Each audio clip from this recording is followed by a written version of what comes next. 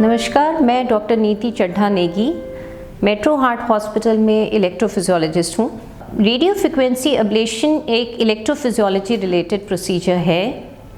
बहुत लोगों को धड़कन तेज़ होने की प्रॉब्लम होती है, जिसको हम सुप्रावेंट्रिकुलर टैकीकार्डिया या फिर वेंट्रिकुलर टैकीकार्डिया कहते हैं। जिन लोगों को भी ऐसी प्रॉब्लम होती है, उनको ऐसा लगता है कि अचानक से उनकी धड़कन बैठे बैठे जितनी उनकी नॉर्मल धड़कन होती है उससे almost double heart beating start हो जाती है।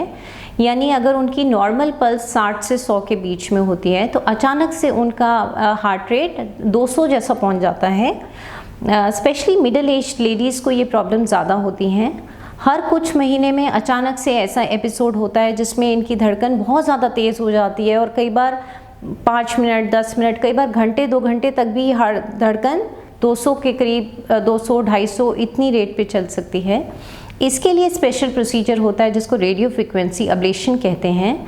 ये बहुत ही सिंपल प्रोसीजर है, इसमें कोई चीर-फाड़ की रिक्वायरमेंट नहीं होती, कोई बड़ा ऑपरेशन नहीं करना पड़ता। एक सिंपल एंजियोग्राफी जैसा प्रोसीजर होता है जिसमें हम एक कैनुला के थ्रू अपने कैथेटर्स इंट्रोड्यूस करके ये एसवीटी का सर्किट देके उसको ब्रेक कर देते हैं और दोबारा ऐसी प्रॉब्लम्स नहीं होती हैं। तो ये बहुत ही सिंपल प्रोसीजर है। पेशेंट्स घबराते हैं कि हमें आरएफए के लिए या रेडियो फ्रिक्वेंसी एब्लेशन के लिए एडवाइस किया है, लेकिन मेरा उनको ये मैसेज है कि ये बहुत सिंपल प्रोसीजर है, इसमें कोई घबराने की ज़रूरत नहीं है और ये वन टाइम प्रोसीजर होता है। यानी एक बार जिनका ये प्रोसीजर हो जाता है उनको दोबारा ऐसी धड़कन की तकलीफ़ नहीं होती है। सीआरटी डिवाइसेस वो डिवाइसेस होते हैं जो हार्ट की वीक मसल्स को सपोर्ट करते हैं। ये डिवाइसेस उन लोगों को इम्प्लांट किए जाते हैं जिनकी हार्ट की मसल बहुत ज़्यादा वीक हो गई है और उनके हार्ट का करंट भी स्लो है। ये डिवाइसेस मोस्टली उन लोगों को रिक्वायरमेंट होती है जैसे जिन लोगों के पुराना कभी हार्ट अटैक हो चुका है या उनको उनके हार्ट की मसल को कमज़ोर बताया गया है। ऐसे लोग इलेक्ट्रोफिजियोलॉजिस्ट से कंसल्ट करके सीआरटी की सलाह ले सकते हैं। अगर ये सीआरटी एडवाइस किया जाता है तो ये स्मॉल पेसमेकर जैसा डिवाइस होता है, लेकिन ये हार्ट की मसल को इस तरह से सपोर्ट करता है कि उनकी मसल्स ऑलमोस्ट नॉर्मल जैसी हो जाती हैं। अबाउट 70% लोग जिनको सीआरटी इम्प्लांट किया जाता है उनकी हार्ट की मसल्स ऑलमोस्ट नॉर्मल जैसा हो जाता है। तो ये बहुत अच्छा डिवाइस है, स्मॉल छोटा सा पेसमेकर जैसा डिवाइस होता है और इसको लगाने का प्रोसीजर भी सिंपल होता है।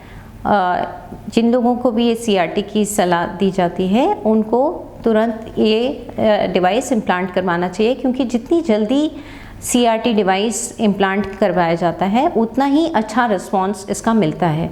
तो अगर आपको सीआरटी की डिवाइस की सलाह दी जा रही है तो इसको डिले करने के बजाय इसको जल्दी लगवाना ज़्यादा अच्छी बात है, क्योंकि अगर इसको डिले करते हैं तो ये हार्ट की मसल ज़्यादा वीक होने से इसका अच्छा रिस्पॉन्स नहीं आ पाता है।